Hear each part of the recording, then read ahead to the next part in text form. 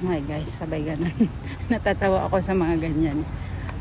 Flex ko lang tong sunglass ko. Alam niyo ba guys, kung hindi niyo natatanong. Kahit hindi niyo tinatanong, sasabihin ko. Utang lang to guys. Ano siya? Kay Madam Rochelle. Oh, talaga? Ano yan? Michael Kors. Utang ko yan guys. Magkano nga ba to? Magkano nga ba to? Utang lang tong sunglass ko guys. Original na Michael Kors. Ano lang. Ano yun? Yung ano. Yung data-datahan lang na pagka every month. Hulugan ko guys. Yung sunglass ko na yan. Hindi ko pa tapos yung bayaran. Pero $30. $30 na lang yung kulang ko guys. Oh? Matagal na pala yan? Nung pag-uwi ko ng Pinas. Ba? Itong lately lang? Parang, hindi ko na maalala, basta. Kasi alam nyo guys, nawala yung Marc Jacob ko. Yung Marc Jacob ko naman, inutang ko rin sa kanya yon, hulug-hulugan ko rin. Pero mas mahal yung Marc Jacob, parang 200 plus ata yun. $200 mahigit. Tapos, nilagay ko sa bag ko guys, yung Marc Jacob ko na sunglass. Tapos, nilagay ko lang siya sa maliit na lagayan. Tapos, tinali ko siya sa bag ko. Tapos yung bag ko, hindi ko pala siya natali ng maayos. Tapos alam mo yun, naglalakad ako, hindi nakahang lang siya sa shoulder bag ko. Tapos yun, nalaglag pala, hindi ko na malayan. Tumingin ka naman! Talagang inis na inis ako kasi nung pagdating ko sa bahay, hanap ko yung sunglasses ko. Kasi nga, paborito ko yun. Yung lagi kong ginagamit dati na parang different colors yung dito niya. Yung shade niya, yung ano, parang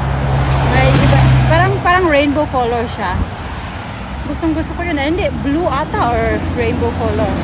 Original yun na Marc Jacob. Mahal yun eh. Hinulugan ko nga yun. Matagal. Mga ilang buwan ko rin yung hinulugan. Siguro mga 5 months or 6 months kung hinulugan kay Madam Rochelle. Tapos, siguro nagamit ko lang yun ng 2 years. Tapos, saka ko lang naman yun magamit kapag day off ko. O tapos, pag sunny yung Sunday na mag-day off ako. Pero pag hindi, yun, nakalagay lang sa bag ko. Yun, sayang talaga na nawala siya kasi gustong gusto ko yun. Mas mahal yun kaysa dito. Ito, ano lang ko eh. $155 to guys. Kung hindi nyo natatanong, char.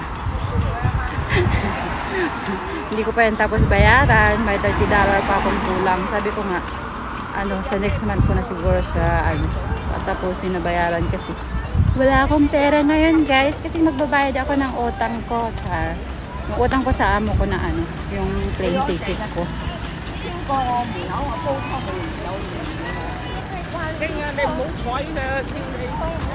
Minsan sabi ko sa sarili, magsa-sunglass ako tapos pang malaki ang ilong. Oy, bilisan mo, madam. Baka ano na yung sir mo. Nahanap ka na. Ando na?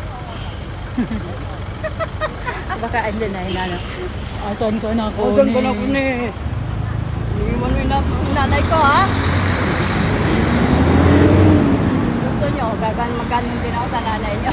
Mas gusto ko yung Marc Jacob ko na sunglass. Kesa dito.